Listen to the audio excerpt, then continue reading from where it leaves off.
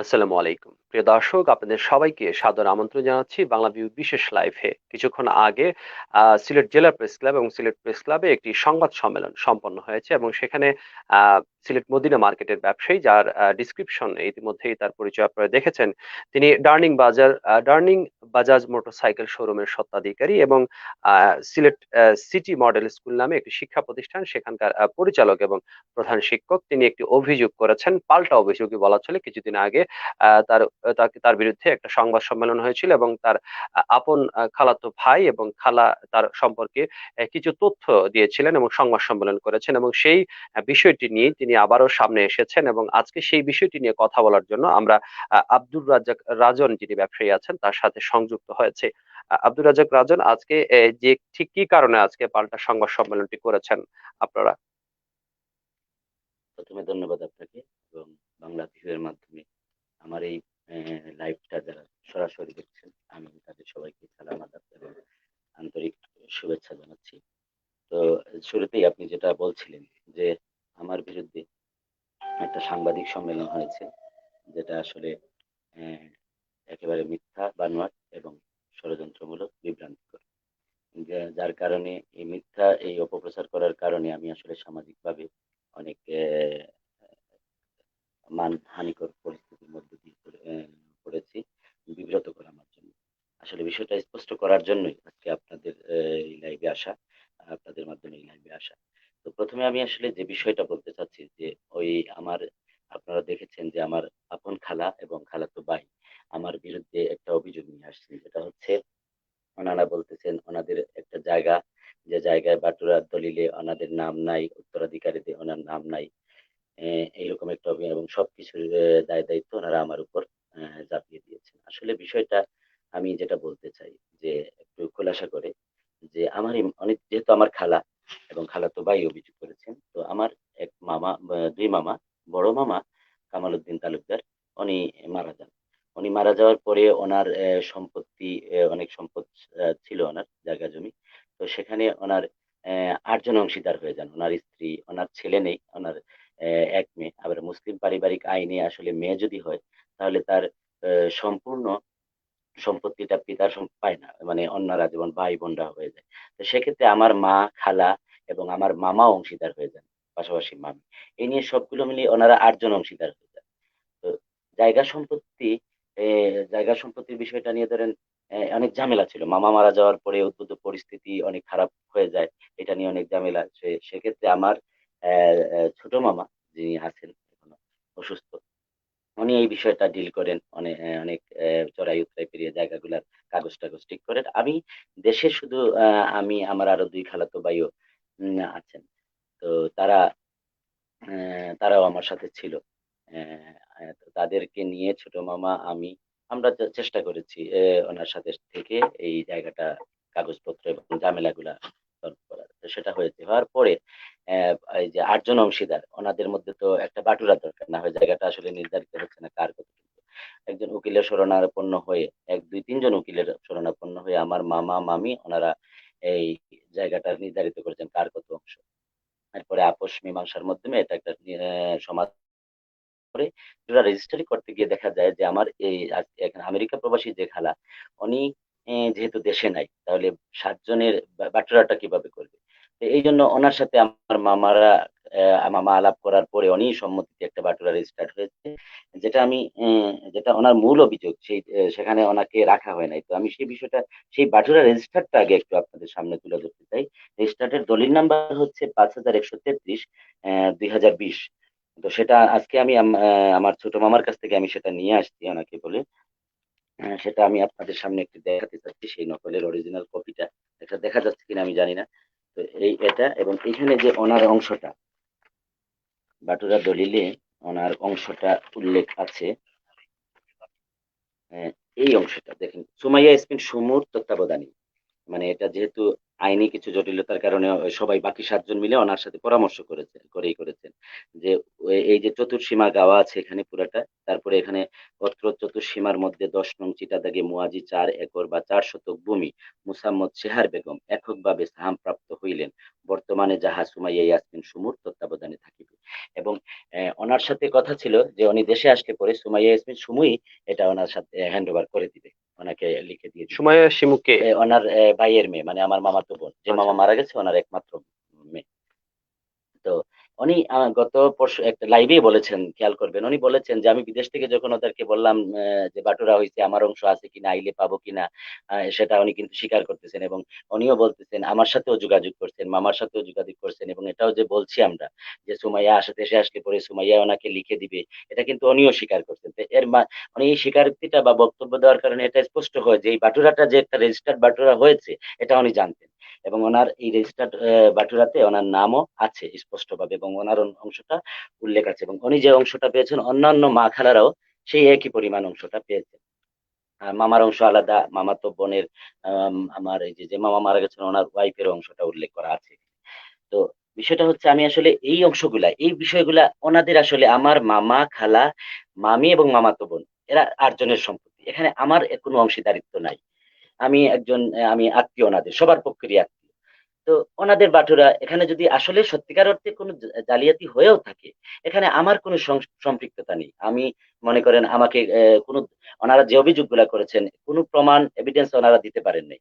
শুধু বলে যাচ্ছেন যে আমার সম্পত্তি 1 কোটি টাকার উপরে সম্পত্তি আত্মসাৎ করে রাজন বাসা বাড়ি করে ফেলেছে, এই যে বিশাল অভিযোগ, ওনারা অনেক একগাদা অভিযোগ ধার করিয়েছেন, যেটা যার জন্য সামাজিকভাবে বা এই যে মিডিয়ার মাধ্যমে সারা দেশব্যাপী পৃথিবীব্যাপী আমার পরিচিত মহলে এটা ওনারাও ছড়াচ্ছেন। আমার পরিচিত ধরেন ফেসবুকে যারা ফলোয়ার বা আমার ফ্রেন্ড আছে তাদেরকে মেসেঞ্জারে পাঠাচ্ছেন, মানে যাতে আমি সামাজিকভাবে আমার সবাই আমাকে জানে যে আমি ওনাদের অংশটা খেয়ে ফেলছি। আমার আসলে প্রশ্নটা হচ্ছে, আমি আজকে লাইভে আসার কারণ হচ্ছে যে আমি আমার আমার সারা জীবনে আমি আমার যে অবস্থানটা সামাজিকভাবে আমার এলাকায়, আমার শিক্ষা প্রতিষ্ঠান, সেই শিক্ষা প্রতিষ্ঠানে প্রায় 1200 উপরে বর্তমান স্টুডেন্ট সংখ্যা, এবং এখানে 10 বছর ধরে আমি স্কুলটা পরিচালনা করে আসতেছি।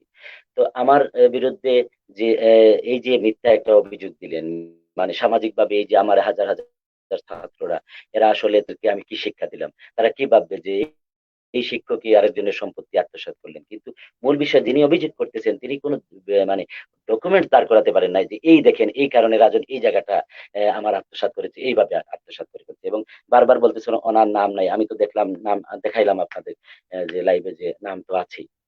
তো বিষয়টা আসলে আমি এই বিষয়টা স্পষ্ট করার মতো বিষয় আমার না আসলে। তারপরেও যেহেতু বিষয়টা আসছে, আমি আমার আত্মীয় স্বজনকে, আমার যে মামা খালারা অন্যদের সবার সাথে আলাপ করেই ওনারাও বলছেন আমি যে পদক্ষেপ নিব ওনারা আমার সাথে থাকবেন, তারাও বিব্রত আসলে এরকম কেন ঘটলো।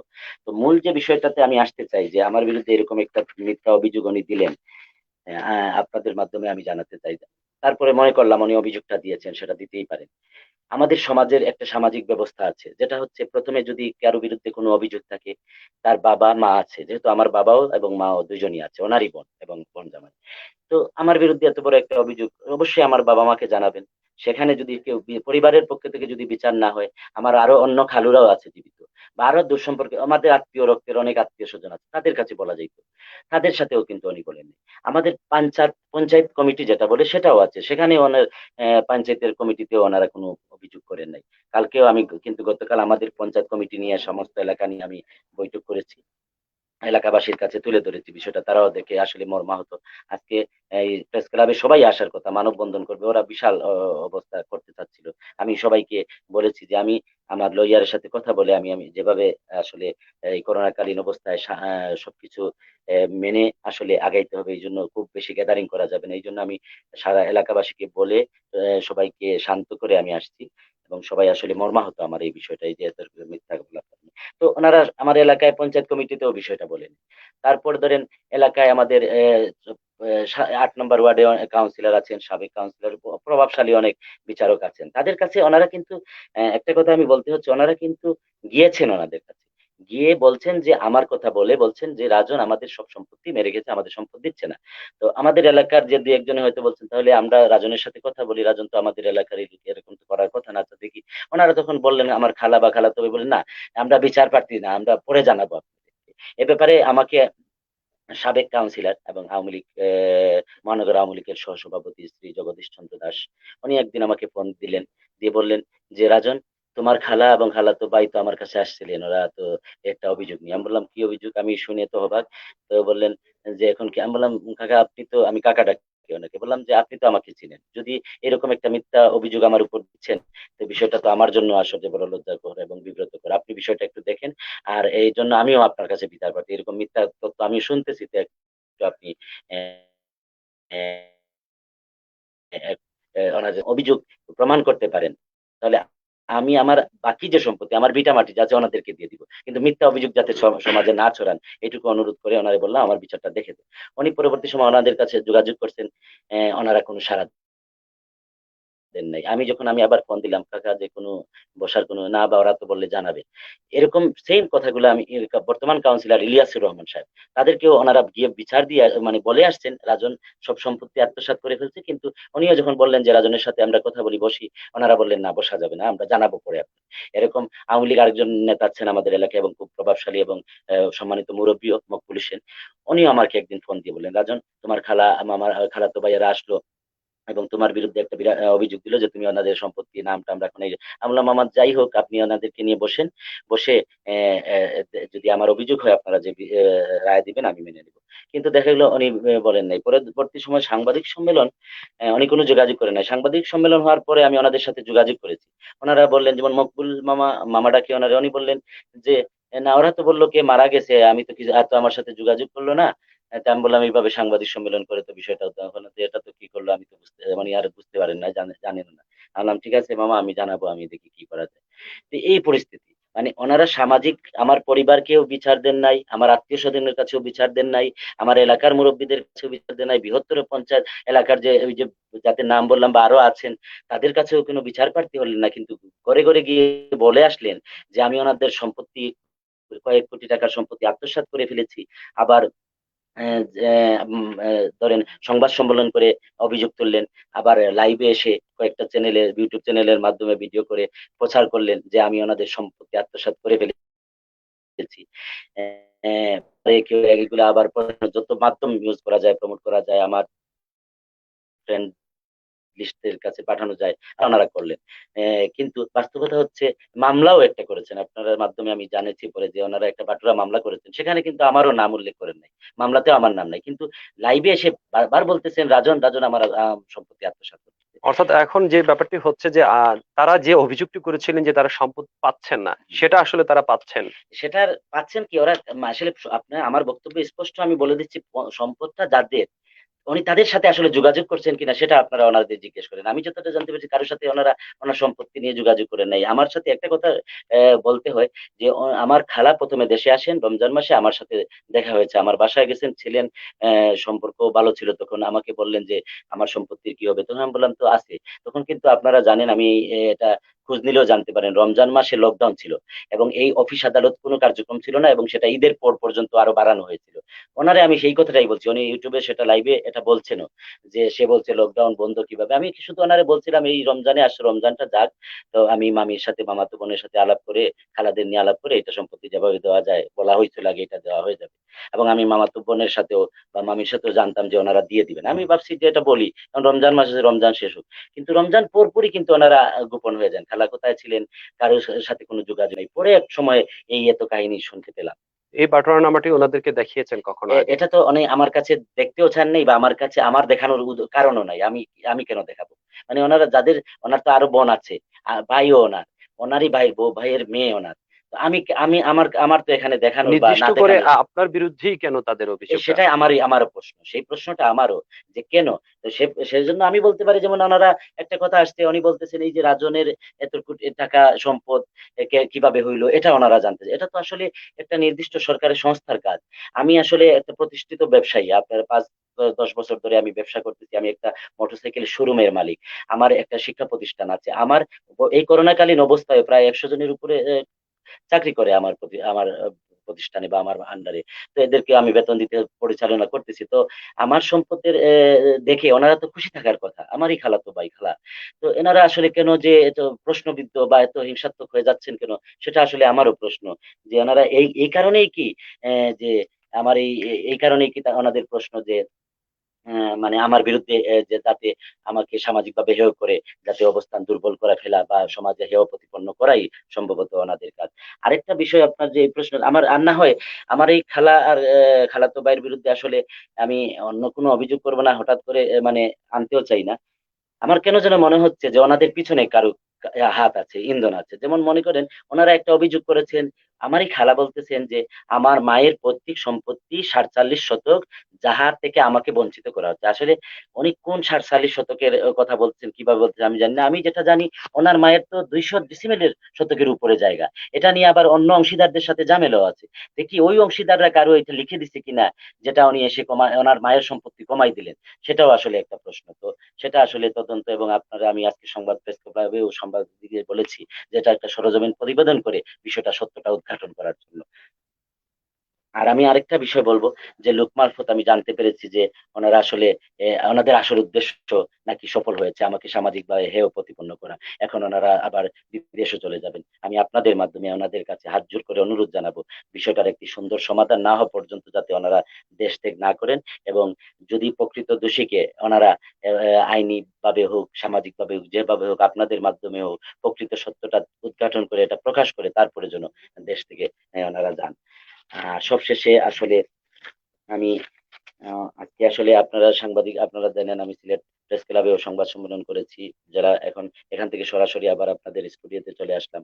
তো আমি একটু স্বাভাবিক, আর গতকাল রাতেও আসলে আমার এলাকায় একটা সংবাদ মানে আমার পঞ্চায়েত নিয়ে একটা মিটিং ছিল। তো স্বাভাবিকভাবে একটু মানসিক ভাবেও আমি আসলে আপসেট, এবং একটু মানে কি বলা যায় যে একটু পরিশ্রান্ত।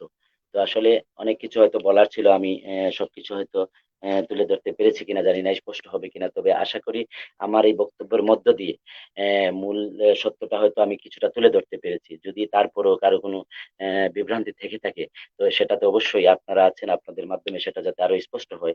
আর আমি এই লাইভের মাধ্যমে আমার খালা এবং খালাতো ভাইয়ের কাছে হাত জোর করে অনুরোধ করব যে আমি রাজন, আমার একটা পরিচয় আছে, আমি আপনাদেরই লোক, আমি আসলে বাহিরের কেউ না। আমি আপনাদের হাতেই বড় হয়েছি, আপনি আমার মায়ের সমান, আমার মাই।